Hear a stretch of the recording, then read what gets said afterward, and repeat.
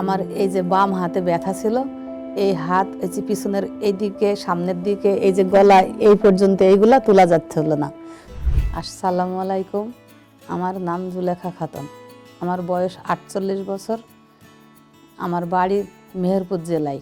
আমার এই যে বাম হাতে ব্যথা ছিল, এই হাত এই যে পিছনের এই দিকে সামনের দিকে এই যে গলা এই পর্যন্ত এইগুলা তোলা যাচ্ছিল না, খুব ব্যথা। আর মাঝে মাঝে গিরিতে যেন কেমন একটু ঝিনঝিন করার মতো হইতো অবশ। আর এই যে হাতটা, এই হাতটা সবসময় নরম ছিল না। এরপর আমি হচ্ছে কি, আমার মামাতো ভাই ডাক্তার, ওরা ঢাকায় থাকে।